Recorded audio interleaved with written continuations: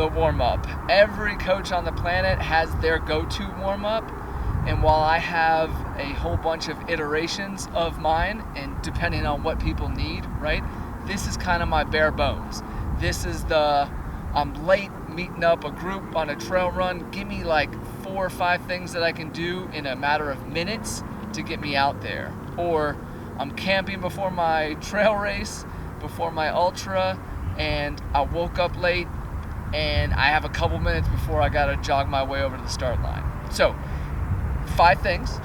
We got some active leg swings, front to back, side to side, with a little twist to it if you want, and then a postural thing that involves a little balance, stability, and then a couple lower leg exercises just to prime these calves and anterior tibialis muscles. So let's get it started.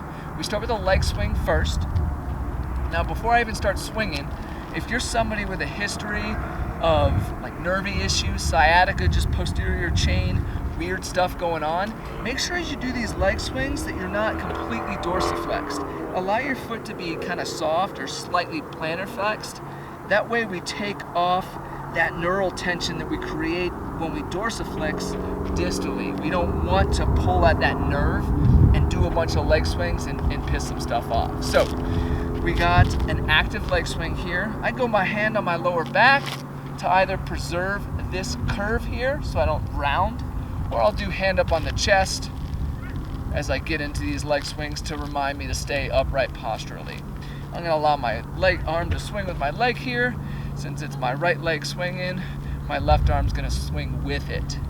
As I'm swinging here, I'm actively kicking up and then allowing softly my leg to recoil. So actively kick up, actively kick up.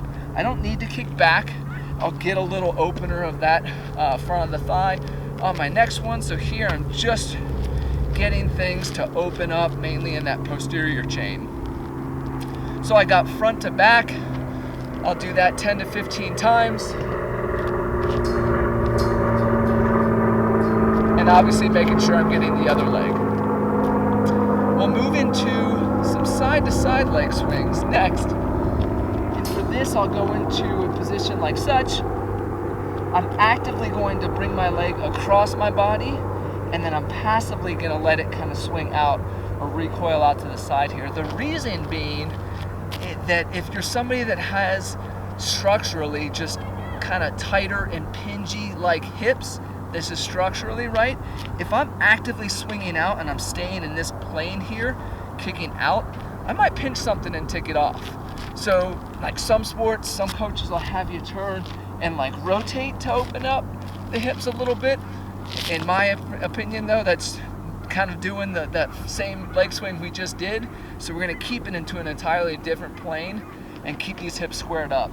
So it looks like this: kick across, kick across, kick across, kick across. Really nice lateral leg kind of opener, if you will. And that bonus, that twist that I talked to you about, lately I've been sneaking in a little bit extra calf work, going up onto my tippy toes. I stay up onto my tippy toes there as I get through my, again, like 10 to 15 leg swings. Pop, pop, pop. Now we'll talk a lot about where your foot needs to be mobile and where it needs to be strong. For right now, I'll just tell you, when you do these leg swings, make sure the base of that big toe is glued down to the ground. I want you like such and not out to the side, kind of on the lateral aspect of the foot. Keep that base of the big toe down as you swing across. Cool. Moving on to our quick little balance piece, an anterior chain postural opener. Just you're gonna grab a foot, bring that knee midline, up tall for a quick quad opener, balance, addressment, postural piece, and you'll do 5 of these on each side. Takes a little focus to balance there.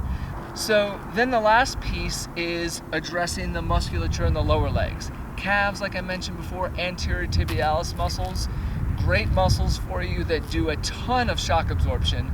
So let's prime them and get them ready to work. I like to lean up against something. You can totally do these upright against a stair. I really like the extra range of motion you sneak into. Even though it's not full body weight, it opens up a couple doors to understanding ankle and foot mechanics, especially in relation to running. So I would suggest you do these leaning up against a wall. You can be up against your car. You're just gonna go up onto your tippy toes and back down. Just like before when we mentioned the leg swings across, try and stay driven through that base of the big toe, right? I don't want you doing your heel raises where you're kind of pushing out. So big toe's gonna stay down, drive up and down. Notice I'm not here going straight up. I'm kind of getting into this forward propulsion phase, this drive phase when we do some sprint mechanics and things of that nature down the road. This position will serve as a useful tool. 15 to 20 of those calf raises, and then positionally switch yourself around. And our last piece is our anterior tibialis raises. Up against the wall, up against the fence, car, lift your feet up. If you can imagine those big toes pointed straight forward, we're trying to lift those big toes up and that whole foot in one line. As I do these, it's a great active ankle range of motion drill too in priming these. If you're somebody that historically has tighter Achilles at the beginning of a run, this is a great way to get some passive lengthening and sliding of those tissues back there by activating this musculature in the front. That's our warm-up.